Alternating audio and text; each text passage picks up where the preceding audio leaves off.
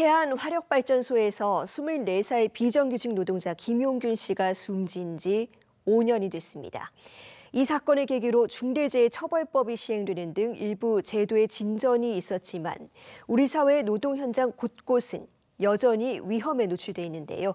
이 산업재해 문제를 정면으로 다룬 기록, 오늘도 2명이 퇴근하지 못했다의 저자 신다은 기자와 함께 조금 더 자세히 짚어보겠습니다. 어서 오세요. 안녕하세요. 예, 먼저 저희 시청자들께 인사 부탁드리겠습니다. 예, 저는 한겨레 신문사에서 노동기자로 일했고요. 지금은 한겨레 21이라는 주간지에서 일하고 있는 신다은이라고 합니다. 오늘도 2명이 퇴근하지 못했다라는 산재에 관한 책을 썼습니다. 네, 오늘도 2명이 퇴근하지 못했다. 이 제목부터 많은 의미를 담고 있습니다. 네. 어떤 계기로 이 기록을 시작하셨습니까? 예, 이제 해마다 산재로 일터에서 사고로 목숨을 잃으신 분들만 작년 기준 874명, 하루에 2.3명 꼴인데요. 그 규모에 비해서 사회적으로 알려지는 내용이 너무 적어서 그나마 알려진 사고라도 좀 정리를 해보자 해서 아까 말씀하신 김용균 씨, 또 구이역 김군, 또 SPC 박선빈 씨 사고 등등을 정리했고요. 각 사고들이 각각의 고유한 배경이 있긴 하지만 또 조직의 의사결정 이런 여러 가지 부분들도 공통점이 있거든요. 그런 점들을 좀 분석해서 책으로 정리하게 되었습니다. 네, 특히 왜 이렇게 많은 사람이 위험에 노출되고 또 안타깝게 죽어갔는지를 이 책에서 짚어주고 계신데요. 특별히 소개하고 싶으신 부분이 있으실까요? 네, 그러니까 이제 사실 사고가 나면 이제 시민들의 눈에나 또 현장에서 제일 눈에 들어오는 거는 그 작업자의 과실이에요. 네. 근데 사실은 그 과실 너머에 그 과실 실수를 하게 만드는 구조적인 배경을 보는 것이 사실은 그 다음 사고를 예방하는 데 더 도움이 될 수가 있거든요. 예를 들면 어떤 반죽 기계를 쓰는데 원칙은 안전 수칙은 이걸 여닫는 거지만 실질적으로는 그렇게 해서는 도저히 작업량을 맞출 수 없다. 그러면 뚜껑을 떼고 일을 하기 시작하겠죠. 이 작업 수칙이라는 어떤 원칙과 일의 효율 사이에서 틈새가 계속 벌어져 있을 때 그 틈새를 메우지 않으면 누군가는 과실 혹은 의도로 그 작업 수칙을 포기하게 되거든요. 이런 부분들을 우리가 집중할 필요가 있다. 저는 그런 말씀 드리고 싶습니다. 네, 보다 구조적인 문제에 집중할 필요가 있다. 예. 기자님께서 이 한겨레 신문사 노동팀에서 처음 이제 취재하신 산재 사고가 이선호 씨 사고였습니다. 이선호 씨가 이 평택항에서 작업하시다가 무려 300kg 가량의 날개에 깔려서 숨졌는데요. 이 사고 취재하시면서 좀 느끼셨던 점이 있으셨을 것 같아요. 예, 그러니까 이제 아버지가 대부분의 증언을 했거든요. 아버지가 회사의 주장을 거의 대부분 다 반박을 했어요. 사실은 이런 경우가 굉장히 드물어요. 이제 가족이 이 재해자를 위해서 아무리 얘기해주고 싶어도 실은 얘기하기가 어렵거든요. 잘 모르시기 때문에. 이제 이 아버지의 경우에는 그렇게 할 수 있었고 아들의 공정을 누구보다 잘 알았기 때문에 하지만 동시에 유족으로서의 어떤 애도할 권리 이런 것들은 보장받지 못한 것이에요. 그래서 앞으로는 우리 유족들이 또 시민들이 제도적으로 알 권리를 좀 보장받아야 하지 않겠는가 그런 생각이 들었던 사건이었습니다. 네, 유족들이 애도할 권리조차 포기해야 하는 현실이다. 정말 슬픈 현실입니다. 이 노동 환경 개선을 위해서 이 중대재해처벌법이 시행되고는 있는데 이 비슷한 사고가 계속 이어지고 있습니다. 이 근본적인 원인이 뭐라고 보십니까? 예, 그러니까 이제 일터가 안전해지려면 이제 흔히 이제 일터의 위험에 대해서 뭐든 말할 수 있어야 된다. 수평적인 소통이 돼야 된다. 이런 얘기를 많이들 하세요. 그런데 실질적으로는 이제 안전에 관한 정보, 위험에 대한 정보가 이 조직의 치부처럼 여겨져서 이야기하기를 꺼리게 되거든요.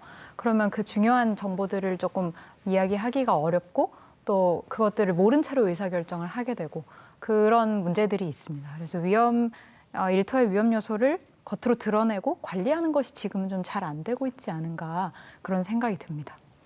예, 무엇보다 일하는 사람의 안전이 가장 중요한 문제인데 그렇지 못한 일터도 아직은 많은 것 같습니다. 그렇다면 이 산재는 어떻게 예방할 수 있을까요?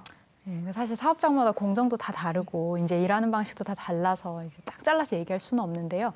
어떤 추상적인 대원칙을 세운다면 이제 첫째로는 자기 사업장의 위험을 되게 잘 알아야 돼요. 구체적으로. 이제 우리 사업장에서 요즘 자주 일어나는 사고가 뭐고 그 왜 반복되고 그 직원들의 의견은 어떤지 이런 걸 알고 있어야 되고요. 둘째로는 그 위험을 관리하려는 어떤 예산이나 인력 배정 차원의 의지가 있어야 되고요. 마지막으로 의지만 있으면 안 되고 당연히 이걸 관리할 수 있는 역량이 있어야 되는데요. 요거는 중소기업이나 대기업마다 편차가 있기 때문에 그거를 정부에서 도와주고 해서 사업주와 정부가 같이 이 목표를 해결해 나가야 그나마 좀 안전한 일터가 되지 않는가 생각합니다. 네, 사업주와 정부의 노력이 같이 갈 필요가 있겠네요. 그렇다면 이 안전한 일터를 만들 수 있는 방법은 뭐라고 보십니까? 네, 그러니까 이제 방금도 말씀드렸지만 내 일터가 어떤 점에서 안전하지 못한지 구체적으로 노사가 가장 잘 아는 게 되게 중요해요. 이 일터는 일상생활이랑 다르게 사람과 생산도구가 특정한 방식으로 일하도록 짜여진 현장이거든요. 이 앞에 믹서기가 있는데 우리 집 부엌이면 이렇게 뒤로 피하면 돼요. 돌려놓고. 하지만 이 일터에서는 이 작업장이 좁기 때문에 앞에 있어야 되거든요. 그래서 일상에서는 아무 문제가 없었던 장비가 일터에서는 문제가 되는 거예요. 이거를 인정을 하고 내 일터에서 일어나는 위험 요인을 찾고 이거에 대해서 내가 제일 잘 알고 이걸 관리할 의지도 있다. 이걸 보여주는 것이 되게 중요하고 거기에 필요한 예산 배정, 노동자 발언권, 어떤 원하청 간의 아주 섬세한 소통 이런 것들이 뒤따라가야 된다고 말씀드리고 싶습니다. 네.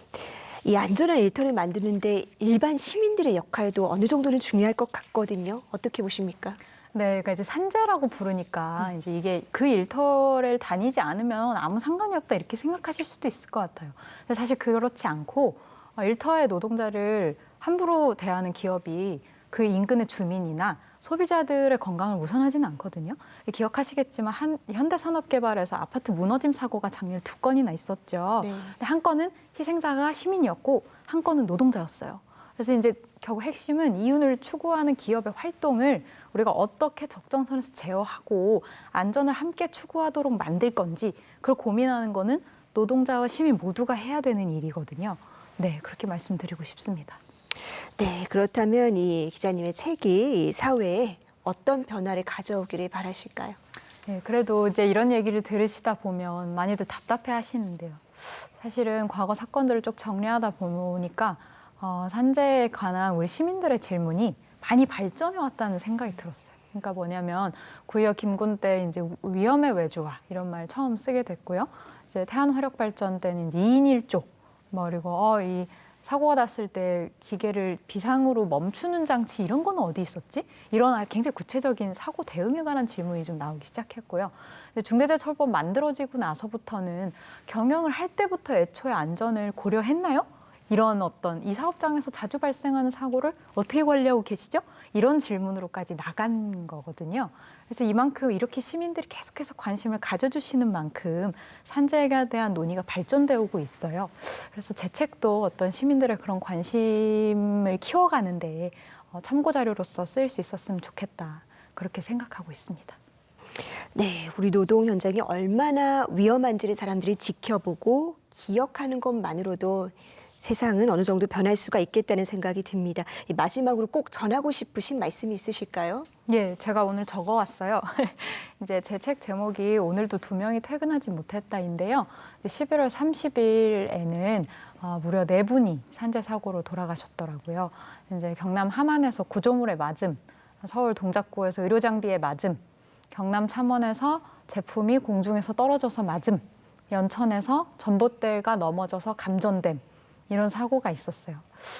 저는 이 뉴스를 지금 보고 계신 시청자분들께 이 보고를 꼭 전하고 싶다고 생각했고요.